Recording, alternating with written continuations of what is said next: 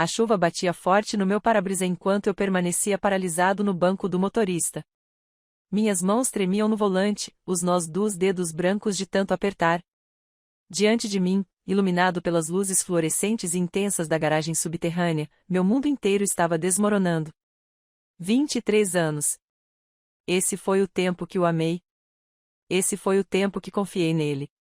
E agora, vendo pressioná-la contra aquele BMW prateado, as mãos emaranhadas em seus cabelos loiros, a aliança de casamento refletindo a luz enquanto a puxava para mais perto, senti algo dentro de mim morrer. Mas algo mais estava nascendo. Algo sombrio, algo que estivera adormecido por anos, esperando por este exato momento para despertar. Meu celular já estava gravando. O ponto vermelho piscava constantemente no canto da tela, capturando cada segundo da paixão deles. Eles não faziam ideia de que eu estava lá, escondido nas sombras, a apenas 3 fileiras de distância. Não faziam ideia de que o segredo deles não era mais segredo. Meu dedo pairou sobre a buzina. Um toque, e a pequena fantasia deles se despedaçaria. Um som, e o jogo começaria. Eu sorri. Um sorriso que não chegou aos meus olhos. Um sorriso que teria me aterrorizado se eu o tivesse visto no espelho. Porque eu não ia apenas buzinar. Eu ia destruir os dois, completamente, metodicamente, e eles jamais veriam isso acontecer. A buzina soou pela garagem como um grito. Antes de prosseguirmos, por favor, escreva nos comentários de qual país você está assistindo a este vídeo. E se esta é a sua primeira vez neste canal, inscreva-se. Seu apoio ajuda a trazer ainda mais histórias épicas de vingança. Aproveite o vídeo. Eu achava que tinha a vida perfeita. Não é isso que toda esposa traída diz? Mas eu realmente acreditava nisso. Todas as manhãs, eu acordava ao lado de James, observava a luz do sol brincar em seu rosto e pensava, sou a mulher mais sortuda do mundo.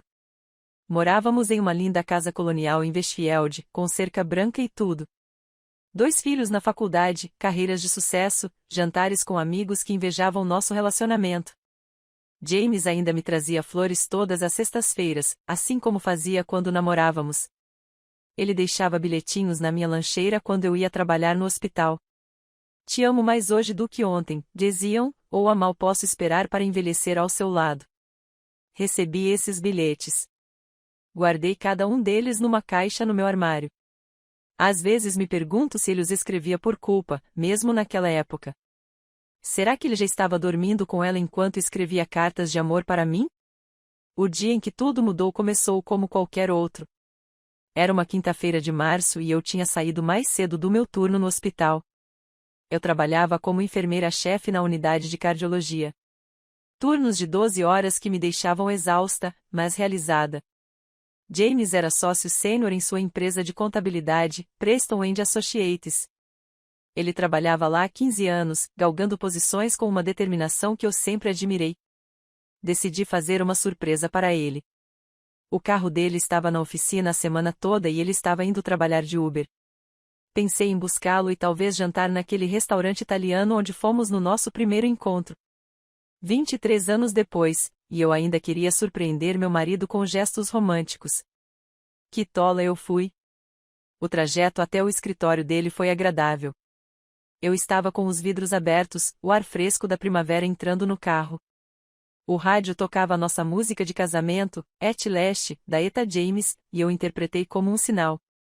O universo confirmando que sim, nós éramos feitos um para o outro. O universo tem um senso de humor doentio. Cheguei ao estacionamento às 18h47. A maioria das pessoas já tinha ido embora, mas James costumava trabalhar até tarde. Era uma das coisas que eu mais admirava nele, sua dedicação, sua ética de trabalho. Eu sabia que ele ainda estaria lá, provavelmente curvado sobre planilhas, os óculos escorregando pelo nariz como acontecia quando ele se concentrava.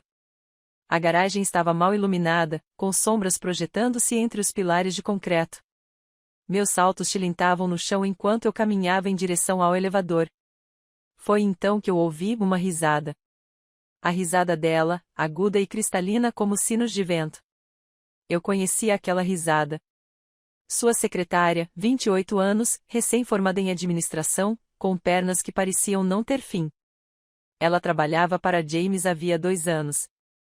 Eu a conheci nas festas de Natal da empresa, sorri com suas piadas e elogiei seu vestido. Ela não parava de falar sobre como eu tinha sorte de ter o James, como ele falava de mim o tempo todo. Ele é louco por você, ela disse no Natal passado, tocando meu braço com suas unhas impecáveis. Você é tudo o que ele fala. A risada veio novamente, seguida por um som mais baixo. A voz de James, mas diferente. Sussurrada, íntima, do jeito que ele costumava falar comigo quando estávamos sozinhos. Avancei furtivamente, meu coração já sabendo que meu cérebro se recusava a aceitar. Eles estavam 3 fileiras adiante, ao lado do BMW de Rebecca, aquele prateado com a placa personalizada que dizia Becca 1. James estava de costas para mim, mas eu conseguia ver suas mãos. Uma pressionava o carro, a outra estava na cintura dela, puxando-a para perto dele. Não podemos continuar fazendo isso aqui, sussurrou Rebecca, mas estava sorrindo. Seu batom vermelho estava borrado. Alguém pode ver. Deixe-os ir, disse James, e sua voz estava carregada de desejo. Eu não me importo mais. Você não está falando sério. Ela deslizou o dedo pelo peito dele. E quanto a... Não. Ele a interrompeu. Não mencione o nome dela. Não agora. Ela. Eu era ela. A esposa inconveniente. O obstáculo. Ele a beijou então, não um selinho rápido, não um engano, um beijo profundo e apaixonado que me revirou o estômago. As mãos dele deslizaram para o cabelo dela, puxando-a para mais perto. A perna dela se enrolou na dele, e a saia subiu. Eu não conseguia respirar, não conseguia pensar, mas de alguma forma minha mão se moveu sozinha, pegando meu celular. O aplicativo da câmera abriu silenciosamente. Apertei o botão de gravar. Eles continuaram se beijando, alheios à minha presença. A aliança de casamento de James, aquela que eu havia colocado em seu dedo enquanto chorava de alegria, brilhava sob as luzes fluorescentes enquanto ele acariciava os cabelos dela. As mesmas mãos que me seguraram ontem à noite. As mesmas mãos que me tocaram esta manhã antes de ele sair para o trabalho. Eu te amo, ele sussurrou contra os lábios dela. 3 palavras. 3 palavras que ele me dissera milhares de vezes. 3 palavras que agora não significavam nada. Algo dentro de mim estalou. Não quebrou, estalou. Como um elástico esticado demais, como um osso fraturando completamente. Mas, em vez de dor, senti clareza. Uma clareza fria e cristalina. Meu dedo encontrou a buzina. O som explodiu pela garagem como um tiro. Eles se separaram bruscamente, como se tivessem levado um choque elétrico. James se virou bruscamente, seu rosto passando por uma série de emoções, confusão, reconhecimento, horror. Sua boca abria e fechava como a de um peixe ofegante. Rebecca tentou correr. Seus saltos tilintavam freneticamente enquanto ela se dirigia para a escadaria, seus cabelos loiros esvoaçando atrás dela. Mas ela logo se lembraria de que eu tinha tudo gravado em vídeo. Fugir não a salvaria. James aproximou-se do meu carro, com as mãos erguidas como se eu fosse um animal selvagem que ele precisasse acalmar. Querida, espere. Isso não é. Liguei o motor. Por favor. Ele estava na minha janela agora, batendo no vidro. Deixe-me explicar. Olhei para ele. Olhei mesmo. Para aquele homem que eu amara por mais de 2 décadas. Seu rosto estava corado, a gravata torta. O batom de Rebecca manchava sua gola como sangue. Seus olhos, aqueles olhos verdes pelos quais eu me apaixonara, estavam arregalados de pânico. Abaixei o vidro até a metade. Entre, eu disse. Minha voz estava calma. Calma demais. Parece que o assustou mais do que se eu tivesse gritado. Miranda, ele entrou no carro. Deu a volta até o lado do passageiro como um homem indo para a execução. A porta abriu-se lentamente.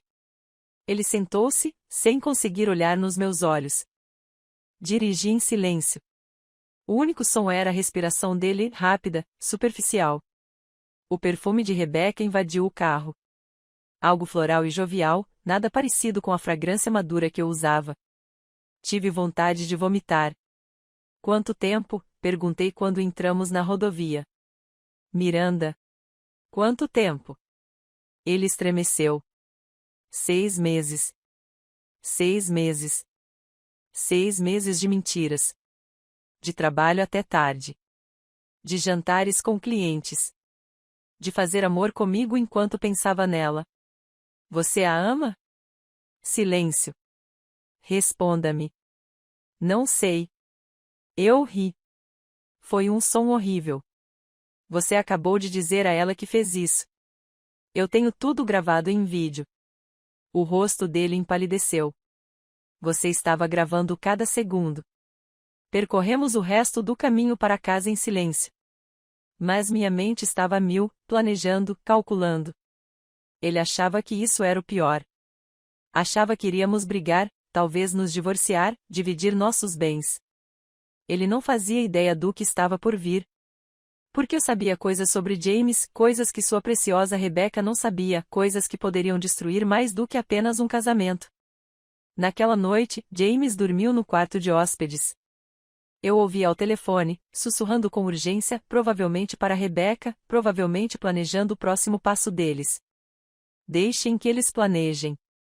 Eles não tinham ideia com quem estavam lidando. Não consegui dormir. Em vez disso, fui ao escritório dele em casa. James era meticuloso com o trabalho. Mantinha tudo organizado, arquivos de clientes, documentos fiscais, registros financeiros. Ele confiava plenamente em mim. Tinha me dado todas as suas senhas anos atrás. Caso algo me aconteça, ele disse, quero que você tenha acesso a tudo. Algo tinha acontecido com ele. Tudo bem. Ele tinha se tornado alguém que eu não reconhecia. Comecei pelo e-mail dele. Primeiro o pessoal, depois o profissional. As mensagens pessoais eram exatamente o que eu esperava. Centenas de mensagens para Rebecca. Não consigo parar de pensar na noite passada. Você estava linda hoje. Minha esposa está trabalhando até tarde, venha aqui. Minha esposa. Eu era apenas um título. Não Miranda, a mulher que segurou sua mão durante a morte de seu pai. Não Miranda, que o apoiou quando ele quis deixar seu emprego estável para se juntar a Preston and Associates. Apenas minha esposa. Mas foram os e-mails de trabalho que me fizeram parar abruptamente. James vinha roubando há anos. As provas estavam todas lá, escondidas à vista de todos, faturas falsas, empresas de fachada, contas de clientes com transferências misteriosas. Ele vinha desviando dinheiro dos maiores clientes da empresa, escondendo-o em contas offshore. Estamos falando de milhões. Recostei-me na sua poltrona de couro, atônita. Aquilo não era apenas infidelidade. Era fraude. Um crime federal. Pena de prisão. Como pude não perceber? Como pude conviver com esse homem, dormir ao seu lado, amá-lo e não enxergar quem ele realmente era? Uma lembrança veio à tona. Há 3 anos, James insistiu repentinamente que precisávamos atualizar nossas apólices de seguro, especificamente o seguro de vida. Ele havia contratado uma apólice alta em meu nome, $3 milhões. Eu ri e disse que era demais. Quero ter certeza de que você está bem cuidada, disse ele, beijando minha testa. Agora, com tudo que eu estava vendo, aquela lembrança assumiu uma tonalidade diferente. Investiguei mais a fundo e encontrei uma pasta com a etiqueta pessoal escondida dentro de outra pasta chamada Documentos Fiscais 2019. Dentro havia mais e-mails. Estes eram diferentes. Eram entre James e alguém chamado Vincent Russo. Vincent Russo. Eu conhecia esse nome. Todo mundo na cidade conhecia esse nome. Ele dirigia a maior construtora do estado, mas todos cochichavam sobre seu outro negócio. O tipo de negócio que operava nas sombras. O tipo de negócio que quebrava pernas quando você não podia pagar. James lhe devia dinheiro. Muito dinheiro. Dívidas de jogo, fruto de um vício que eu desconhecia. Os e-mails tornaram-se progressivamente mais ameaçadores, pagamento vencido. Seu prazo acabou. Sabemos onde você mora e onde sua esposa trabalha. O último e-mail era de 2 semanas atrás, encontrei uma solução para o seu problema. O seguro de vida paga bem em caso de acidentes. Meu sangue gelou. James não estava apenas me traindo. Ele não estava apenas roubando. Ele estava planejando me matar. Imprimi tudo. Cada e-mail, cada documento, cada prova.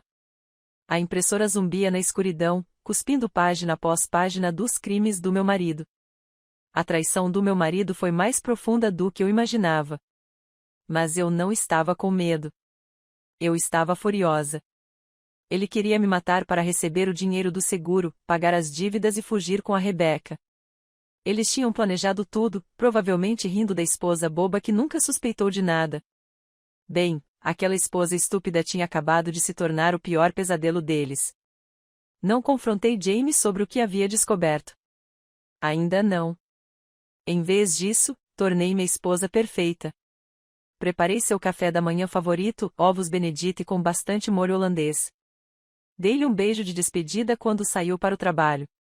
Disse-lhe que conversaríamos sobre a situação quando ele chegasse em casa.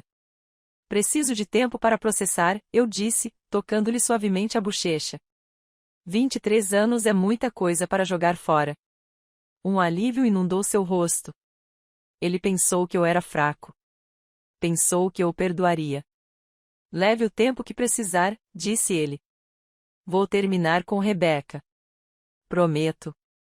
Mentiroso. Assim que ele saiu, eu comecei a trabalhar.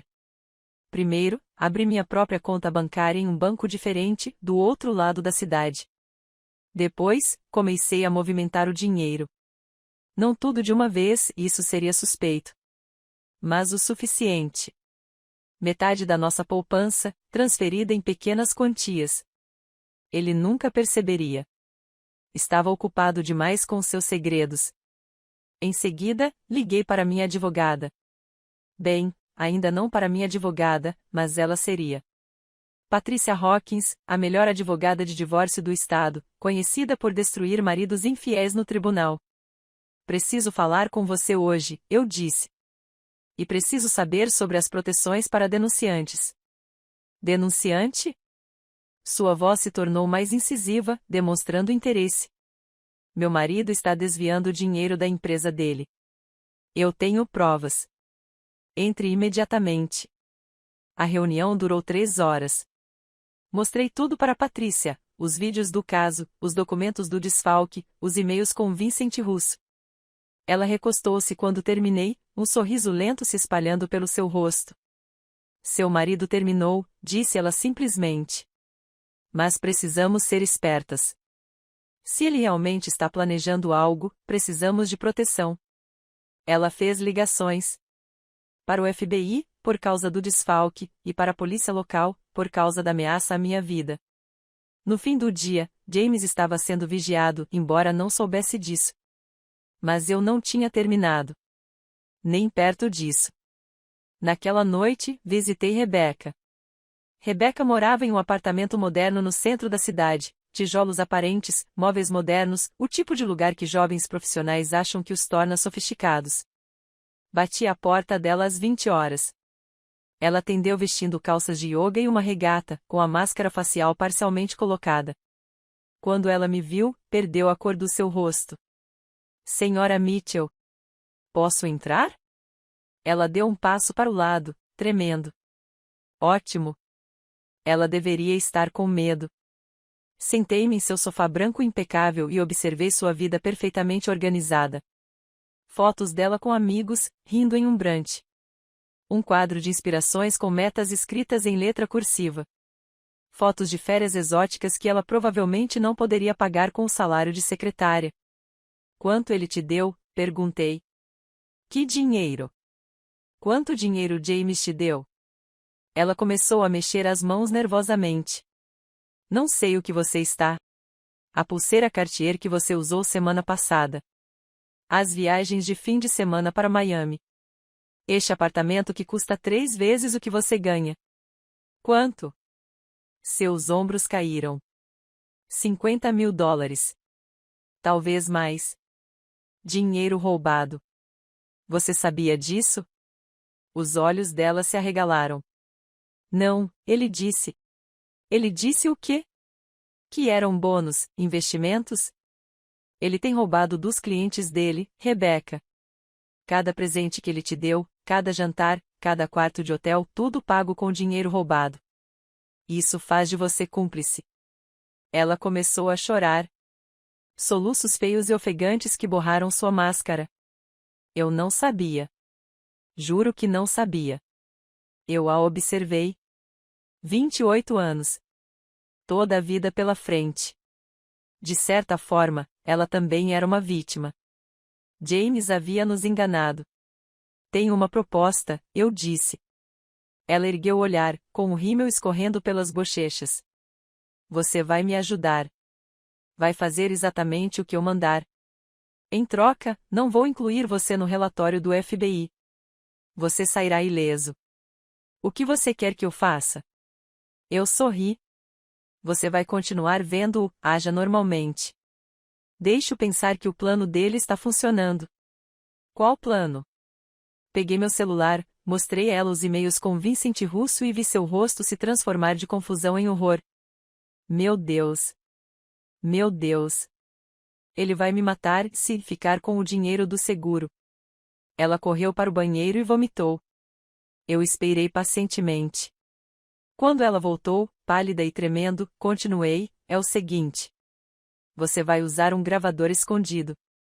Você vai fazê-lo confessar tudo, o caso, o roubo, o plano com Vincent. Tudo. Ele nunca vai. Ele vai contar. Os homens contam tudo para suas amantes. Faça-o se sentir seguro. Faça-o pensar que você está do lado dele. Diga que você está preocupada com o plano. Faça-o falar. Ela sentiu com a cabeça, aterrorizada, mas compreendendo que não tinha escolha. E Rebecca, se você o avisar, se tentar fugir, eu a destruirei. Você irá para a prisão como cúmplice dele. Todos os sonhos naquele quadro de visualização se transformarão em cinzas. Entendido. As próximas 3 semanas foram as mais difíceis da minha vida. Tive que fingir que tudo estava normal enquanto sabia que meu marido estava planejando meu assassinato. A cada refeição que ele preparava, eu me perguntava se estava envenenada. Cada vez que ele sugeria um passeio de carro, eu me perguntava se ele tinha armado um acidente. Mas o FBI estava de olho. Patrícia havia providenciado proteção sem que James soubesse. Carros descaracterizados me seguiam até o trabalho. Agentes se faziam passar por pacientes no hospital. Eu nunca estava realmente sozinha, nunca estava realmente em perigo. Enquanto isso, Rebecca desempenhou seu papel perfeitamente. Ela se encontrava com James 2 vezes por semana, sempre conectada, sempre gravando. As conversas que ela gravou foram incriminatórias.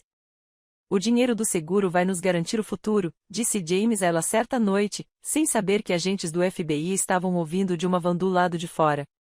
3 milhões de dólares. Podemos desaparecer. Recomeçar do zero na Costa Rica. Mas e a Miranda? Perguntou Rebecca, com a voz ligeiramente trêmula. Vincent vai cuidar disso. Vai fazer parecer um assalto que deu errado. Ela trabalha até tarde no hospital e vai sozinha até o carro. Vai ser trágico, mas não suspeito. Quando? Na próxima sexta-feira, ela fica com o turno da noite.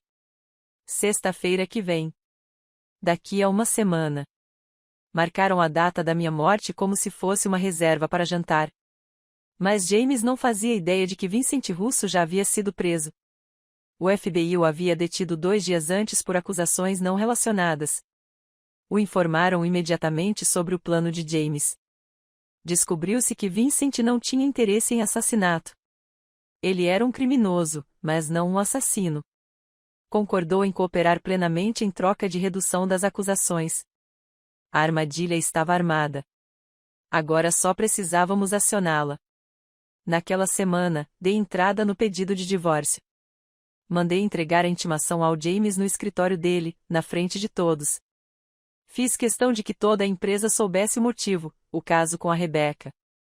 Mas esse foi apenas o primeiro passo.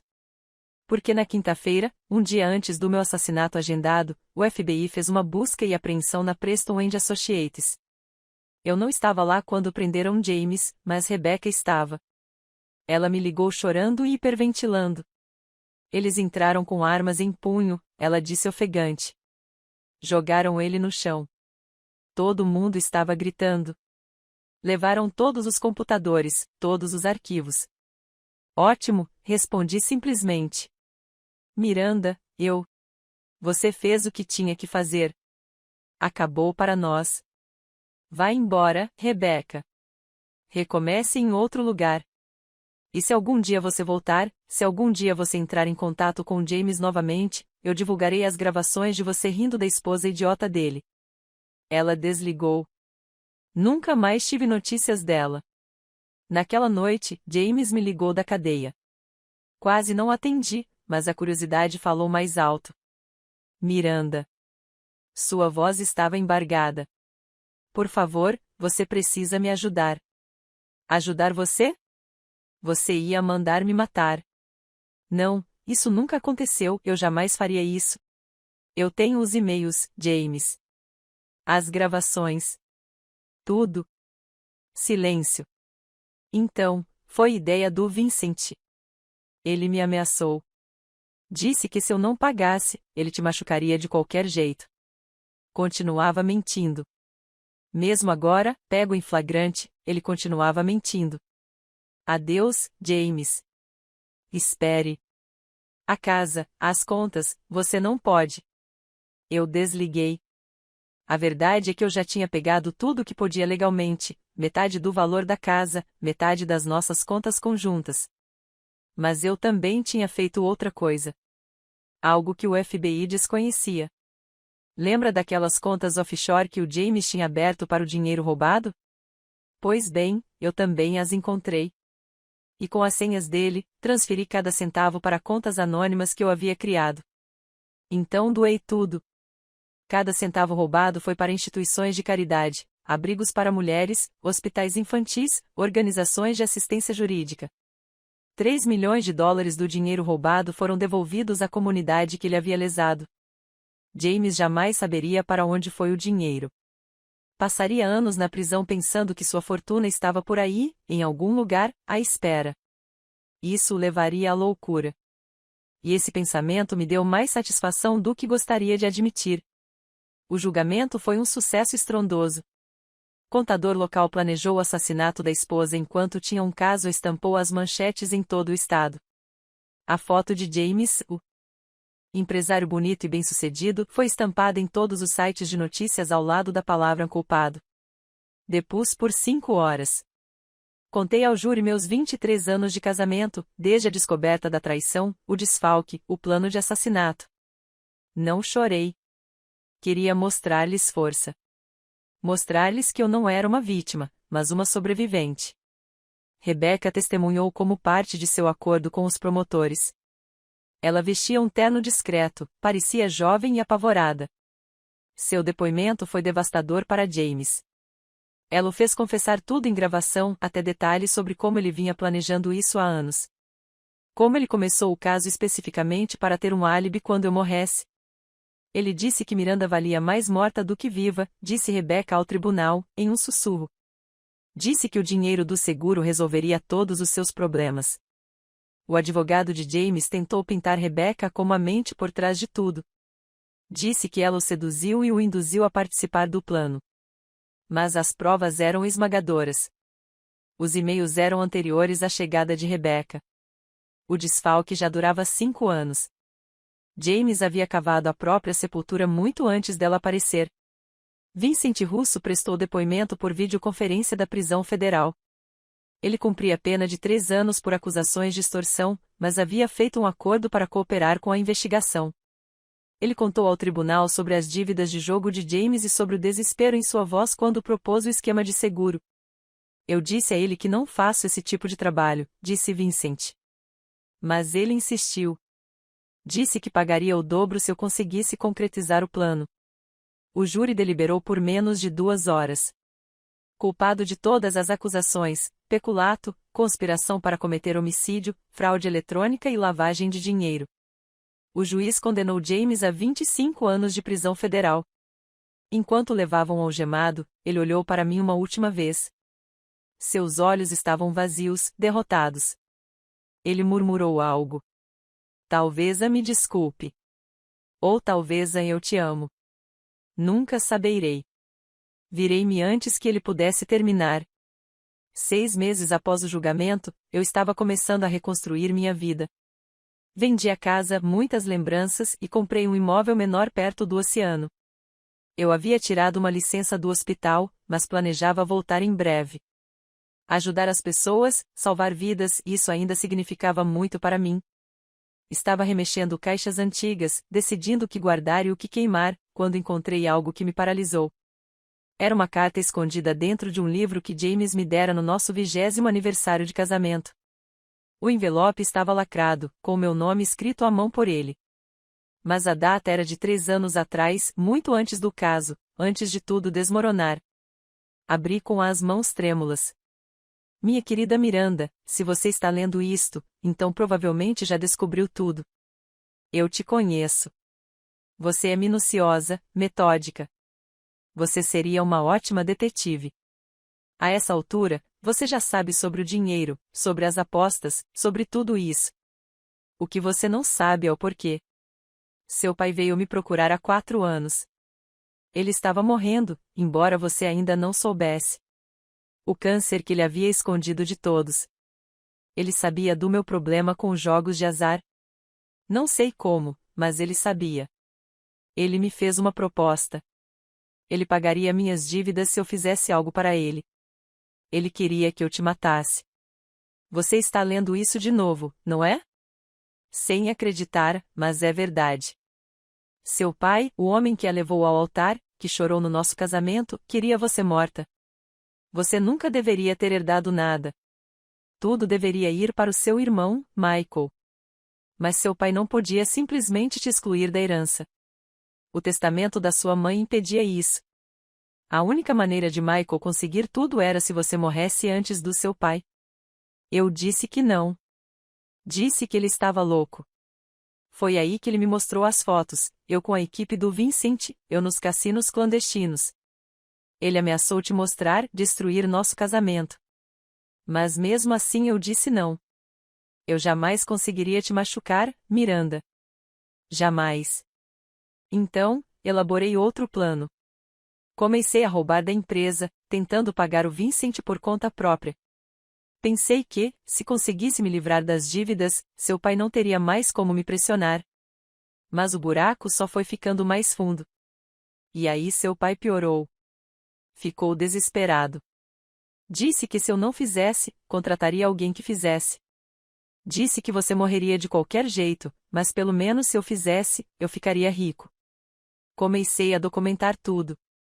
Cada conversa com seu pai, cada ameaça, está tudo em um cofre no First National Bank. Caixa 472. A chave está colada com fita adesiva embaixo da gaveta da minha mesa. Eu ia te contar tudo, mas aí seu pai morreu de repente no ano passado. Ataque cardíaco, disseram. Mas o Vincent tinha mencionado algo sobre resolver um problema para mim.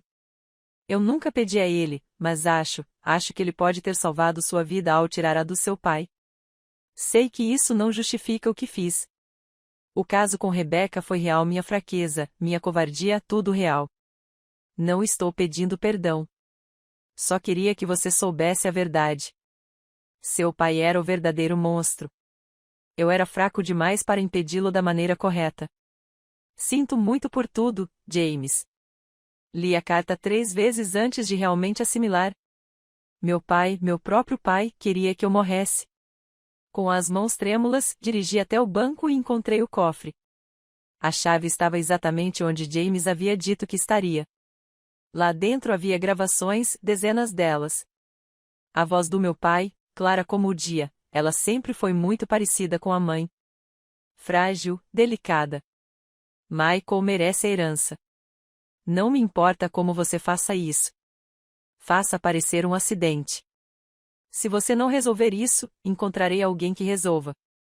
Havia também documentos, transferências bancárias do meu pai para Vincent Russo. Planos para minha morte que antecediam em anos o envolvimento de James. Sentei-me naquele cofre frio do banco e chorei pela primeira vez desde que encontrei James com Rebecca. Chorei pelo pai que eu pensava ter tido. Chorei pelo casamento que estava fadado ao fracasso desde o início. Chorei por James, que apodrecia na prisão, em parte pelos crimes que cometeu tentando me proteger. Mas não chorei por muito tempo, porque meu irmão Michael ainda estava lá fora. E se meu pai o tivesse envolvido nesse plano? Michael morava em Boston e administrava a empresa de investimentos da família. Ele herdou tudo quando nosso pai morreu, os negócios, as propriedades, a fortuna. Eu recebi uma pequena parte da herança da minha mãe. Nada comparado ao que Michael recebeu. Eu nunca tinha questionado isso. Michael era o mais velho, o filho. Fazia sentido na lógica distorcida da nossa família tradicional. Mas agora eu me perguntava, será que Michael sabia do plano do nosso pai? Contratei um investigador particular, alguém que a Patrícia recomendou. Em uma semana, ele tinha as respostas. Michael sabia de tudo. Mais do que isso, ele vinha pressionando nosso pai a agir. O investigador encontrou e-mails e registros financeiros que mostravam que Michael estava em sérios apuros, investimentos ruins, vício em cocaína e dívidas com pessoas que faziam Vincent Russo parecer um escoteiro. Ele precisava da herança. De toda ela. E eu estava atrapalhando. O investigador descobriu outra coisa: Michael também tinha feito um seguro de vida em meu nome. $1 milhão, contratado logo após a morte do nosso pai. Ele ainda planejava me matar. Mas desta vez, eu estava preparado. Convidei Michael para almoçar. Disse-lhe que estava passando por dificuldades depois de tudo o que aconteceu com James. Precisava do apoio da família. Ele chegou imediatamente. Tudo fingia preocupação e amor fraternal. Nos encontramos em um restaurante chique no centro da cidade. Michael estava impecável, terno caro, Rolex. A personificação do sucesso. Mas agora eu conseguia ver as rachaduras. O tremor em suas mãos. O jeito como seus olhos se moviam nervosamente. A constante checagem do celular. Miranda, disse ele, beijando minha bochecha. Você parece bem, considerando tudo. A prisão fica bem no James, eu disse secamente. Laranja é a cor dele. Michael riu nervosamente. Ainda não consigo acreditar. Todos esses anos, e nenhum de nós sabia do que ele era capaz. Sim, eu disse, observando-o, é incrível o que as pessoas conseguem esconder. Fizemos o pedido e conversamos um pouco. Esperei até o prato principal chegar antes de atacar. Encontrei as gravações do papai, disse casualmente, enquanto cortava meu bife. Michael parou de repente, com o garfo a meio caminho da boca. Que gravações? Aqueles em que ele fala em me matar. Aqueles em que você o encoraja. O sangue sumiu do seu rosto. Eu não sei o que você está. Peguei meu celular e apertei o play. A voz do nosso pai preencheu o espaço entre nós. O Michael tem razão. Ela é um problema. Quanto antes ela for embora, melhor. Então a voz de Michael, mais jovem, mas inconfundível, só faça acontecer, pai. Custe o que custar. Interrompi a gravação. Ao nosso redor, outros clientes continuavam suas refeições, alheios ao drama em nossa mesa. Não é isso. Você não entende o contexto. Entendo perfeitamente. Inclinei-me para frente. Você queria me matar por dinheiro.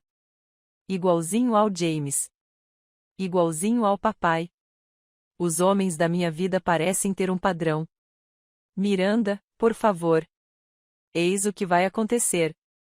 Você vai me transferir metade de tudo, a empresa, as propriedades, as contas offshore que você acha que eu desconheço.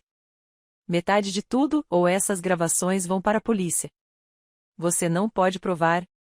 Posso provar que você sabia e incentivou um plano de assassinato. Isso é conspiração. Isso é prisão. Quanto tempo você acha que duraria na prisão, Michael? Com seus vícios? Com as pessoas a quem você deve dinheiro?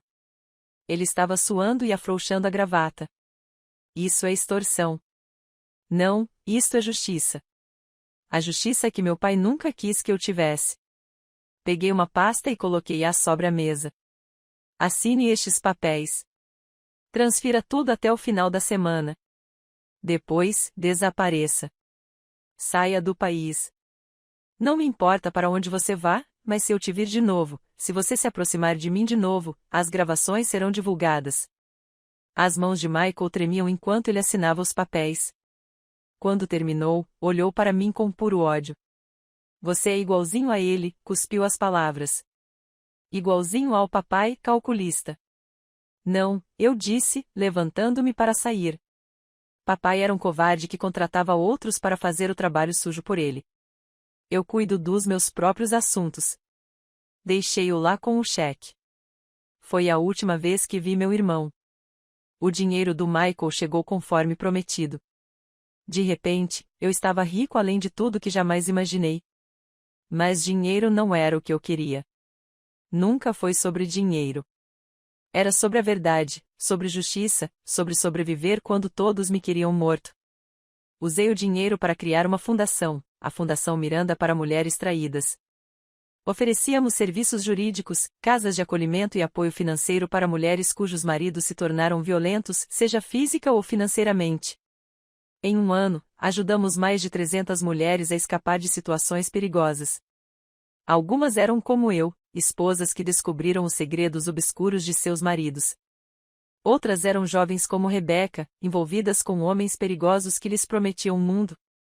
Rebeca, para minha surpresa, entrou em contato comigo um ano após o julgamento. Ela morava em Portland, trabalhava como garçonete e fazia terapia. Ela me enviou uma longa carta pedindo desculpas e explicando como James a havia cortejado e como a fizera se sentir especial e importante. Sei que isso não justifica o que fiz, escreveu ela. Mas eu estava sozinha e fui tola, e ele foi tão convincente. Disse que vocês dois já estavam separados. Que o divórcio era iminente. Quando descobri a verdade, já estava envolvida demais.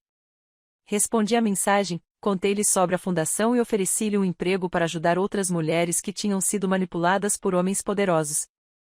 Ela aceitou. Ela se mostrou brilhante nisso.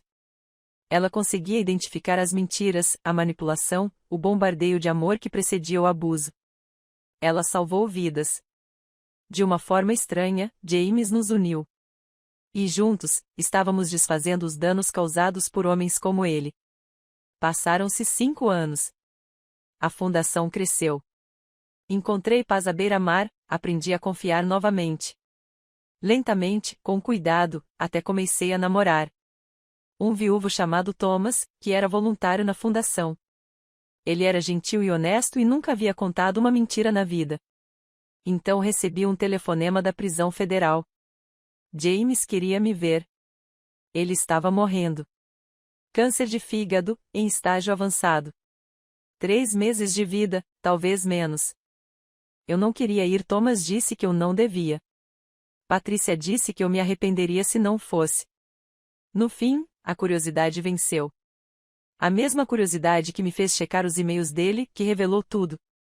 A prisão era exatamente tão deprimente quanto eu imaginava, paredes cinzentas, chão cinzento, cheiro de desinfetante e desespero. James estava na ala médica, algemado a uma cama, apesar de estar fraco demais para ficar de pé. Ele não se parecia em nada com o homem com quem eu havia me casado.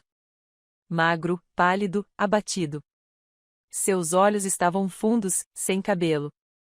O câncer o havia consumido por dentro, assim como suas mentiras haviam consumido nosso casamento. Miranda, ele sussurrou. Você veio. Não sei porquê, respondi sinceramente. Sim, eu sei. Você é bom. Você sempre foi bom demais para mim. Sentei-me naquela cadeira de plástico desconfortável e observei aquele estranho que um dia fora tudo para mim. Encontrei sua carta, eu disse. Aquela sobre meu pai. Seus olhos se arregalaram ligeiramente. Eu queria saber se você faria isso. Será que isso é verdade? Cada palavra. Ele tossiu, gotas de sangue atingindo seus lábios. Sinto muito por não ter sido forte o suficiente para te dizer quando importava. Você poderia ter ido à polícia. Com que provas? Seu pai era cuidadoso, e eu já estava sujo. Quem acreditaria em mim? Ele tinha razão. Ainda assim, havia outras maneiras legais. Mas James sempre pegava atalhos. Eu sei sobre a fundação, disse-lhe de repente. Rebeca me escreveu, me contou o que você está fazendo. Isso me surpreendeu. Rebeca nunca havia mencionado estar em contato com ele. Ela diz que você salvou centenas de mulheres, que você é um herói. Eu não sou um herói. Sou um sobrevivente. Às vezes acontece a mesma coisa. Ele se mexeu, fazendo uma careta. Preciso te contar uma coisa sobre Vincent. E quanto a ele? Ele não matou seu pai. Inclinei-me para frente. O quê? Seu pai realmente teve um ataque cardíaco. Causas naturais. Vincent mentiu sobre como lidou com a situação porque achou que isso lhe daria vantagem sobre mim. Mas foi apenas coincidência. Talvez karma, mas não assassinato. Recostei-me na cadeira, processando tudo aquilo. Meu pai havia morrido de causas naturais justamente quando estava planejando a minha morte. O senso de humor doentio do universo, mais uma vez. Por que você está me dizendo isso? Porque quero fazer uma coisa certa antes de morrer. Contar-lhes toda a verdade. Chega de mentiras. Chega de segredos. Ficamos em silêncio por um momento. Então ele falou novamente. Eu te amei do meu jeito imperfeito e egoísta. Não foi o suficiente, e não era o tipo de amor que você merecia, mas foi real. O amor não planeja um assassinato, James. Não, não perdoa. Ele fechou os olhos. Você me perdoa? Pensei nisso. Pensei muito nisso. O perdão não era para ele, ele morreria em breve de qualquer maneira. Era para mim, para me libertar da raiva que me consumia há anos. Eu te perdoo por ser fraco, eu finalmente disse. Eu te perdoo por ter medo. Eu até te perdoo pelo caso. Mas não posso te perdoar por escolher o dinheiro em vez da minha vida. Essa é uma linha da qual você não pode voltar. Ele assentiu com a cabeça, lágrimas escorrendo por suas bochechas magras. Eu entendo. Levantei-me para sair, mas depois me virei. James, alguma coisa daquilo foi real? Nosso casamento, antes de tudo dar errado?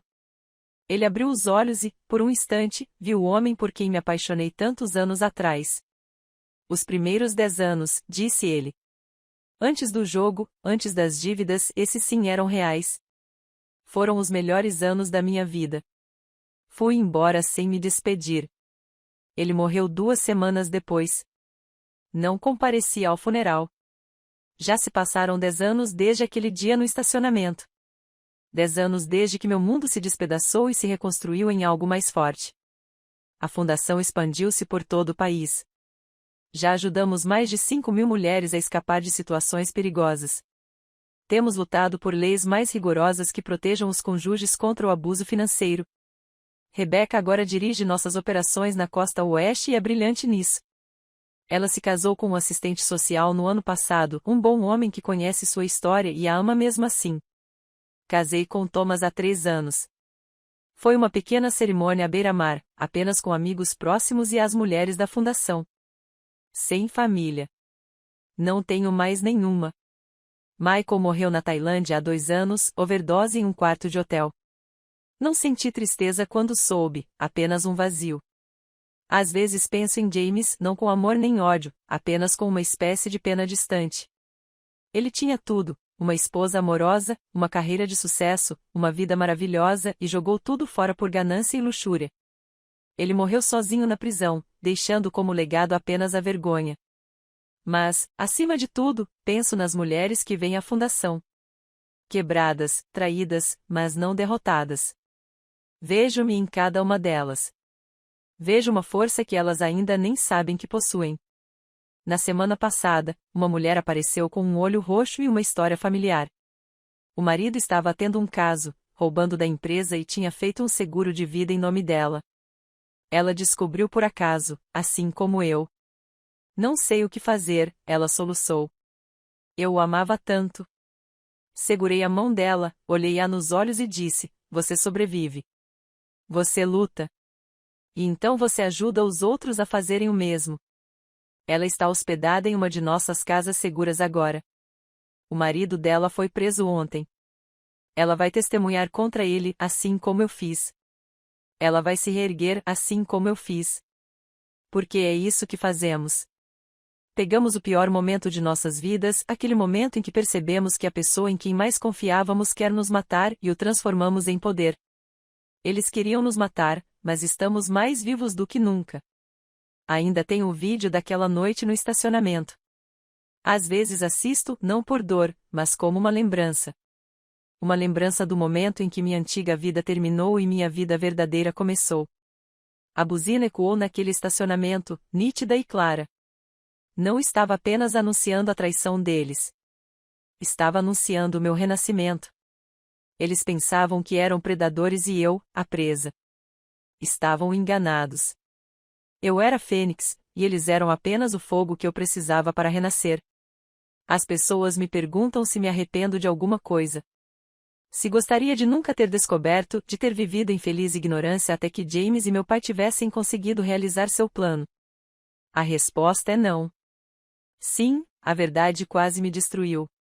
Sim, perdi meu casamento, minha família, minha inocência em relação à natureza humana. Mas ganhei algo mais valioso, a mim mesma. Durante 23 anos, fui esposa de James. Antes disso, fui filha do meu pai. Eu me definia pelos homens da minha vida, sem jamais questionar o amor deles, suas motivações ou a verdade que compartilhavam. Agora sou apenas Miranda, sobrevivente, lutadora, fundadora, amiga, esposa de um homem que realmente me ama. Salvadora de mulheres que precisam ser salvas. As luzes do estacionamento ainda me assombram nos meus sonhos às vezes. O som daquela buzina, a imagem dela se separando bruscamente, o gosto de traição na minha boca. Mas agora não é mais um pesadelo. É um lembrete. Um lembrete de que o pior momento da sua vida pode se tornar o começo da sua melhor vida. Um lembrete de que, às vezes, para acender, primeiro é preciso queimar. Um lembrete de que, quando alguém lhe mostrar quem realmente é, acredite nessa pessoa na primeira vez. Naquela noite, no estacionamento, James me mostrou quem ele era. Um mentiroso. Um aspirante assassino.